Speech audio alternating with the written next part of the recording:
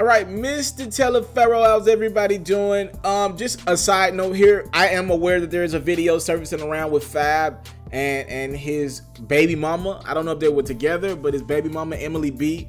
I am aware that that video is out there. I opted to not put it on my platform because of YouTube and the copyrights, and also I don't know if I needed to show that, right? It's all over the internet. You'll see it. So what am I talking about here? Let's get into the meat of the story. So Fab and his baby mama Emily B are going through it right now, all right? And there's a video that surfaced with Fab telling Emily B, dad, right? I got a bullet with your name on it. They came to Fab's crib, right? And I can tell you that video was taken from 2 days ago because I actually know someone who was with Fab that day doing some business with him. So I can tell you for sure that that was a recent video as of, I think, Wednesday. That was a recent video. So with that being said, people are like, yo, this shows that Fab's a domestic beater. It shows that he's putting his hand on. I did see this. I will say this. All I did see when Fab came in the direction of his baby mama Emily B, she did jump back. Now, I don't know if that was a setup on some like, yo, who's recording this shit anyway? But all I can say is it looks bad. I mean, he did tell the dad, look, I got a bullet with your name on it. And it did look bad. I will admit that. But to go as far as to say that definitively proves Fab is a woman beater, it doesn't. But it definitely shows that Fab has a side to him that we've never seen in the public domain before. And a lot of us do. I'm not condoning domestic violence. I'm just saying I can't prove anything definitively from that video, and I'm not the police cop here that's gonna try to, right? But I think it's important that I put this information out on the screen right now of this information that we got before the video was released. The video was released this morning, right? But I did have information before that via TMZ from yesterday. So I think this is very important because we're trying to build consistencies in someone's story. Emily B's story has been consistent. Now, yesterday, Emily B's court documents hit the fan, and in the court documents, she claimed that her and Fab were into it, maybe over Fab cheating, and she went through his phone or something like that. Anyways, they end up away from each other. They have an argument in LA.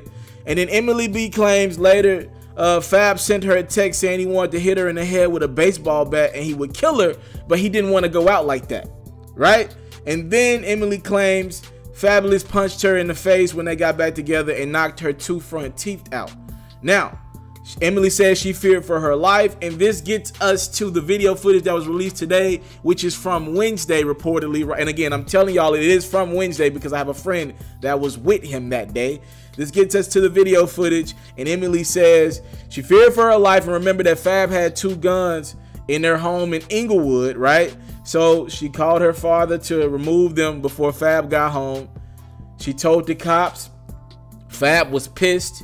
When he arrived at the house to find Emily's father and brother there, Fab then went to look for his guns. We don't know that. We couldn't see that. But we definitely seen Fab storm out the house and tell his Emily B's family that he had a bullet for them. Now, that's what Emily had already released in police documents. That was already out in the public domain. So to give Emily credit, thus far, her story has all been consistent.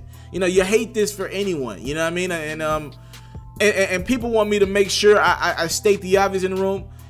It don't look good for Fab. It does not look good for Fab. And if it's true he's put his hands on her, let's get rid of them. Let's get him out the culture. I'm sorry, man. I just, you know, I can't. Like, for me personally, there would never be another me listening to Fab. That's just me.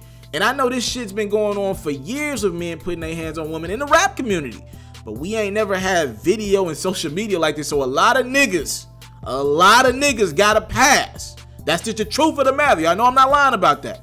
But when you see this stuff, I'm sorry, I'm a visual type dude. When I see it and you know, it just sways your opinion on a person. And unfortunately, all we seen from that video is Fab threatening that woman's dad, and Emily B, she jumped back when Fab even came in the direction. I think he had something in his hand. But again, that video is online everywhere. I'm sorry, I'm not putting that in my video. Just running a business here.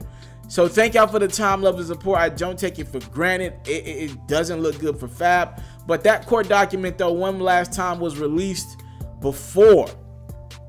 All that information was documented before this video even surfaced. which would thus far remain consistent in what everything Emily B said. She said Fab punched her 7 times and knocked her 2 front teeth out.